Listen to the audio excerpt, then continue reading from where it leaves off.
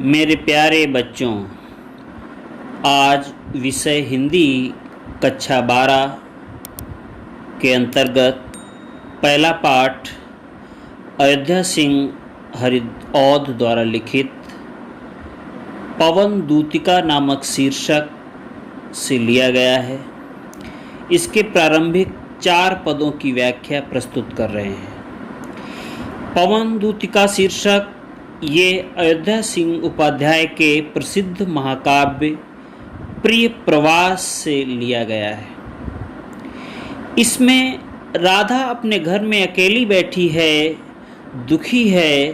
वो पवन के माध्यम से अपने कान्हा के पास संदेशा भिजवाना चाहती है। बैठी खिन्नायक दिवस वे गेह में थी अकेली, आके आंसू दृग युगल में थे धरा को भिगोते। आई धीरे इस सदन में पुष्प सदगंध को ले, प्रातः वाली सुपवन इसी काल वातायनों से। राधा एक दिन उदास से घिरी हुई, अत्यंत घोर निराशा से घिरी हुई घर में अकेली बैठी है और उसकी दोनों आंखों में रह रह के आंसू बह रहे हैं, आंखें सजल हैं। इसी समय सुबह सुबह प्रातः काल में सुगंधित हवा वातायनों से अर्थात खिड़कियों से, झरोखों से, रोशनदानों से घर के अंदर प्रवेश करती है। संतापों को विपुल बढ़ता देख के दुखिता हो, धीरे बोली सदुख उससे श्रीमती राधिकायों। जब पवन के प्रभाव से राधा का दुख बहुत बढ़ गया तो उसने दुखी होकर धीरे से पवन से कहा, हवा से कुछ कहा, प्यारी प्रातः पवन इतना क्यों मुझे है सताती, और क्या तू भी है कलुषित हुई काल की क्रूरता से। हे प्रातःकालीन पवन, तू मुझे इस प्रकार क्यों सता रही है? क्या तू भी समय की कठोरता से दूषित हो गई है? तू इतनी कठोर हो गई है जो मेरे हृदय को परेशान कर रही है, मेरे हृदय को बेध रही है।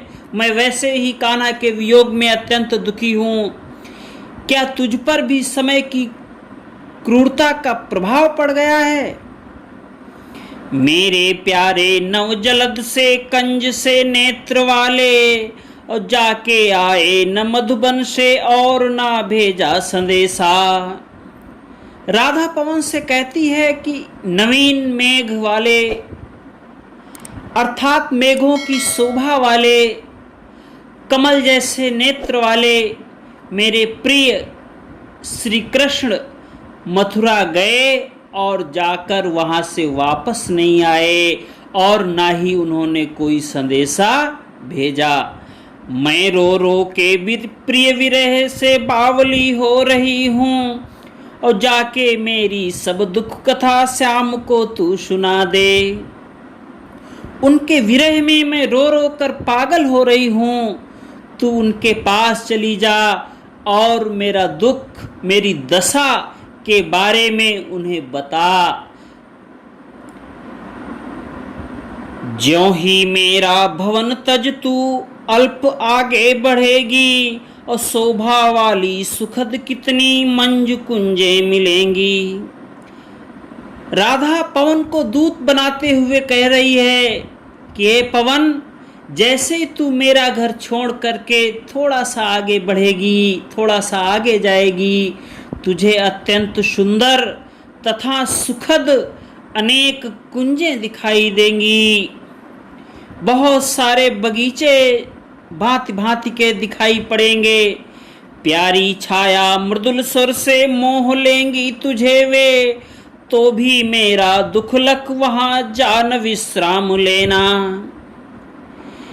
इन बगीचों में रुक नहीं जाना, क्योंकि उनकी छाया बड़ी शीतल और आकर्षक है।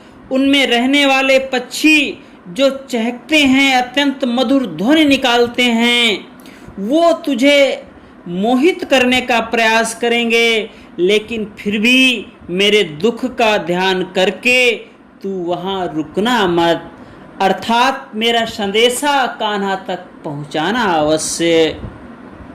धन्यवाद।